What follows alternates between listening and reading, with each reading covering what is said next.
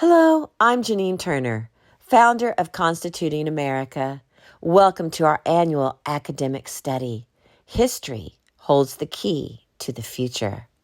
Or as Shakespeare liked to say, what is past is prologue. This year's study is entitled The Genius of America, A Journey into Our Republic, a study on Alexis De Tocqueville's Democracy in America.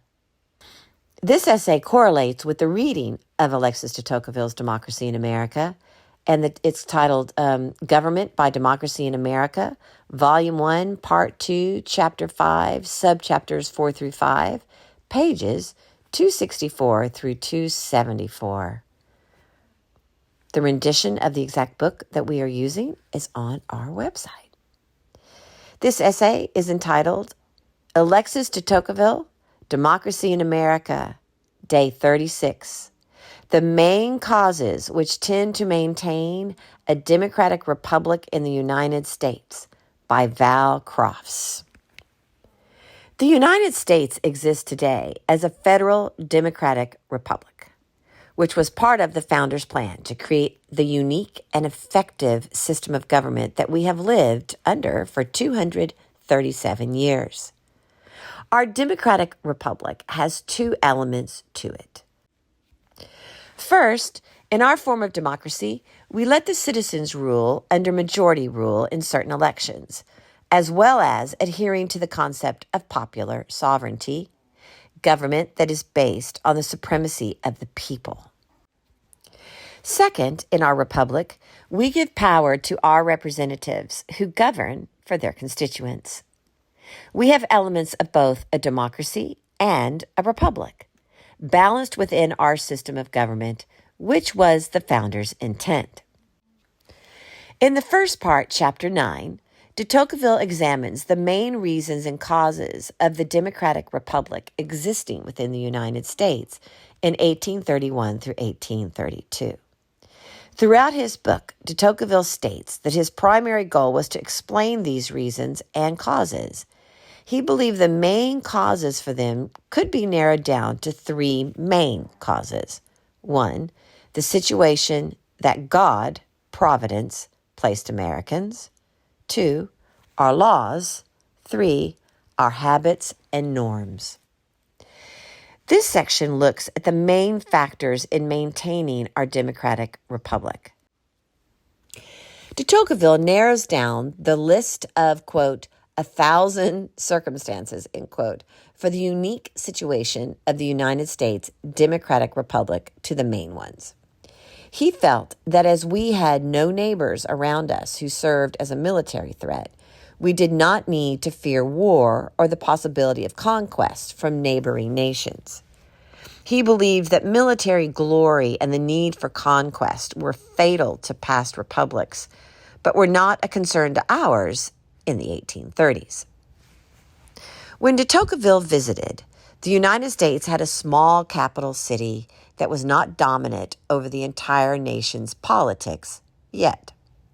It was not controlling the lives of the citizens and making itself felt everywhere. U.S. citizens ruled themselves in small assemblies and participated within direct democracies to determine most of their day-to-day lives and issues. The people were allowed to be stewards of themselves. De Tocqueville felt it would be a breach of the representative system if the national capital ever tried to usurp the local control. De Tocqueville speaks throughout his book of the, quote, point of departure, end quote, of our nation from others.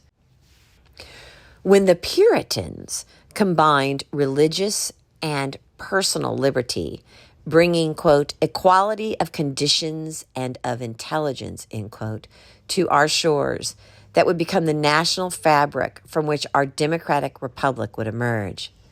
God also graced us with a natural place to foster this type of government. He speaks next of Americans having a general, quote, well-being, end quote, that exists here, due to the incredible riches that exist on the North American continent, which was described as a blank canvas waiting for immigrants to discover and farm upon. It creates a peaceful and content mindset, which runs contrary to societies that are angry and discontent, and those feelings often come out of resistance and overthrow of governments. In the United States of 1831, de Tocqueville felt we did not have to worry about such things because we were so content. God gave us this land in a pristine state, de Tocqueville notes, which was just sitting there, waiting to be cultivated by future successful farmers. He then discusses that most of the immigrants in the American West do not come directly from Europe there. Most European immigrants, in de Tocqueville's observations, stayed along the Atlantic coast until they were able to be successful enough to move on to greener pastures of the West. This trend continued as settlers moved into the Ohio Territory. Many in Ohio and the former Northwest Territory also waited to accumulate personal wealth before moving west. These immigration patterns led to a new type of primogeniture in the United States, one that did not exist by name, but because of condition.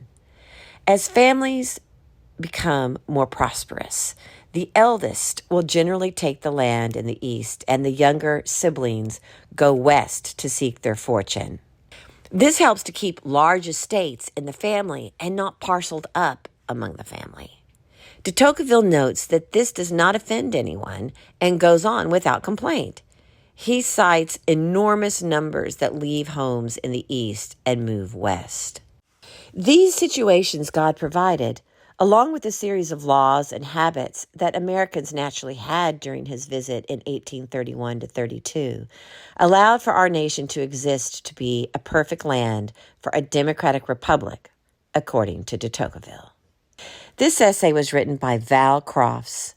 Val Crofts began his teaching career in 2001 at Westosha Central High School in Paddock Lake, Wisconsin, and is currently employed as the Chief Education and Programs Officer at the American Village in Montevallo, Alabama.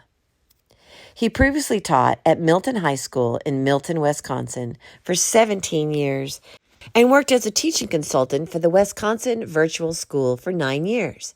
He shared his passion for learning by teaching AP Government and Politics, AP Human Geography, AP Comparative Government, AP U.S. History, and U.S. Military History.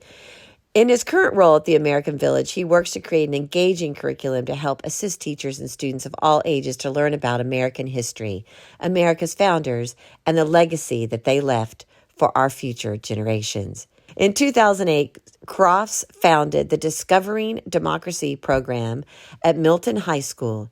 Discovering Democracy immersed hundreds of students into government through public policy research and culminated with a week-long field study in Washington, D.C.